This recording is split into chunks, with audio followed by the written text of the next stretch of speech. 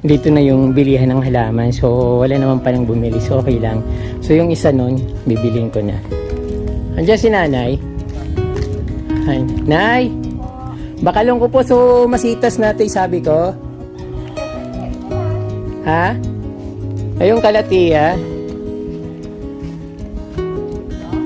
Ito po, 150 po to.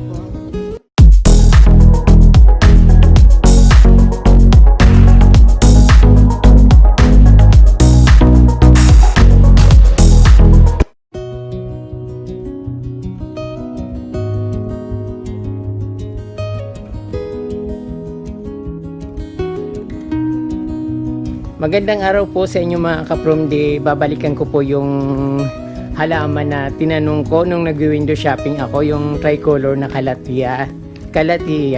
So gustong gusto ko rin kasi yun dahil bagay siya doon sa aking kubo. Bukod sa iba't iba yung kulay, may parang variegated na may white. So yun ang gusto ko sa mga halaman. Kung bago lang po kayo kapromde sa aking channel, huwag niyo pong kalimutan mag-subscribe at pinutin po yung notification bell para updated po kayo sa aking mga bagong post. At yun nga po kapromde, papunta na ako doon sa kila nana yung nagtitinda ng halaman. Inabutan ako ng ambon. Saglit lang naman siguro yan. At mawawala rin. Inabutan din sila ng ulan, ambon yung mga nagbibilid ng palay dito sa gitna ng kalsada. So yun ang mahirap dito kapag biglang uulan tapos matarik yung araw tapos biglang uulan. Kawawa yung mga nagbibilid ng palay sa mga kalsada kasi hirap na hirap silang ipunin yung mga palay kasi ayun sa lawak ba naman ng mga nilalagyan nilang mga lalagyan nila. So, yun mahirap. Lalo pag malakas yung ulan. Nagpapanik talaga sila para ma-save yung palay na nababasa. No? Dito na yung bilihan ng halaman. So, wala naman pa nang bumili. So, okay lang. So, yung isa nun, bibiliin ko na. Andiyan si nanay. Ay, nay! Bakalong ko po. So, masitas natin, sabi ko. Ha? Ayong kalatiya. Ito po, 150 po to. Ayan, pareho lang, salamat siguro 150 yan, ha. Ito na lang, medyo maurahibog. Ano yung madam digdi?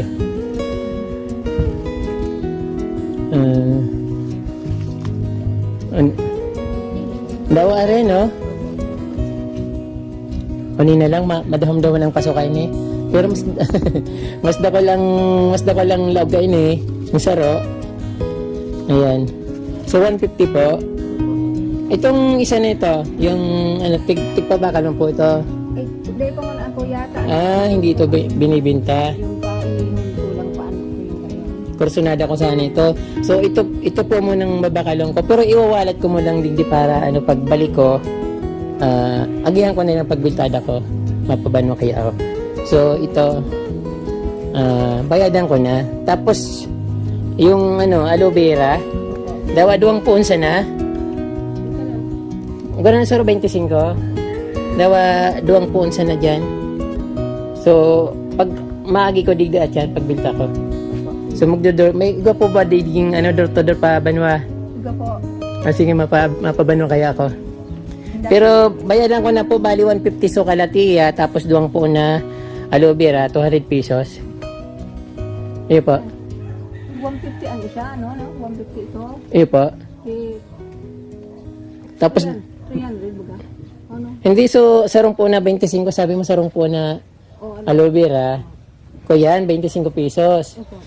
So, 2 poon. Bali 50. Opo. Bali, 2 dan po yung 150. Tapos 150, di 300. Hindi po. Ay, duwang kalatiyang babakalong ka? Hindi, saro. Akala ko ini na rin lang. Hindi isa lang ang kukunin. Saro po, saro lang po. Hindi yung sarong padaan, sarong ano? Opo. Pag nagkapira ako, babakalong ko, gar. Kulang kayang pira ko. Pero pwede naman siguro. Kulang kayo budget ko, nay. Mabakal pa akong bulong.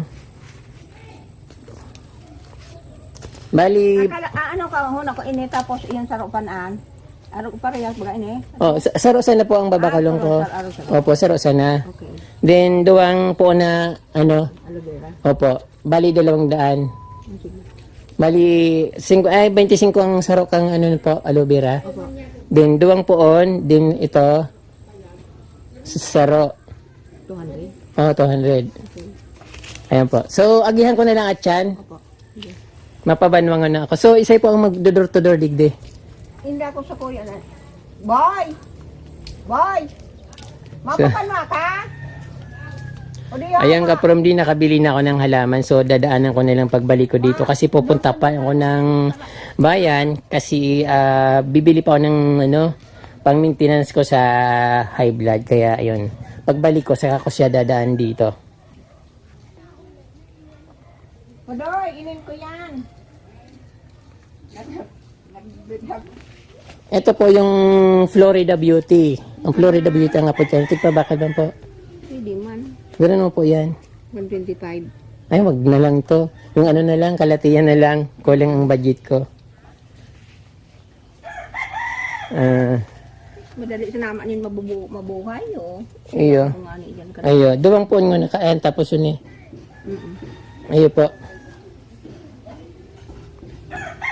So, mga ka-from-D, yung kubo ko dati ay may malaking pintuan dito sa harap dahil bala ko sanang gawing store o tindahan, kahit sari-sari store.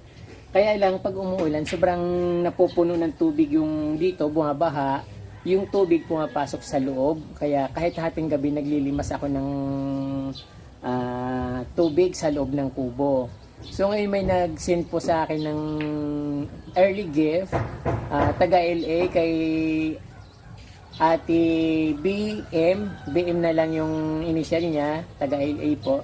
So nagpadala po siya ng gift sa akin para sa aking sa ate ko, sa nanay ko. So pinag-hati-hati. So yung part po nung para sa akin po yung ano para sa pambili ko sana ng damit ay ibinili ko na lang ng buhangin.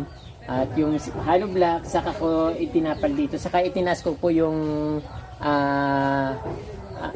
flooring sa loob para hindi na ako papasukin ng tubig pag umuulan. Kaya ito, abala na naman ako sa sa pag landscape ng aking harapan. So, ang laki na po ng kapambi ng garden ko dito sa harap. Yung kung dati ganun lang.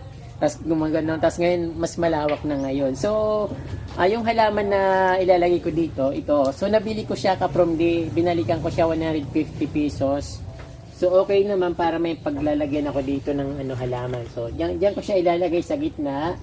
Then, doon, yung kulay, yung parang, yung malunggay na pula. Although, payat na siya o napabayaan ko na kasi. Pero hindi naman siya namamatay eh. Sa magkabila, malunggay na pula. Then, yung pagitan niya, lalagyan ko ng Wilfin. Sansevieria na Wilfin or yung tinatawag natin na snake plant. Galing ito sa kaibigan ko sa Manila. So, binigay niya sa akin. So, ang isa nito ka-firmly, parang sabi nila ay umaabot ng $60. Sa Amerika yun.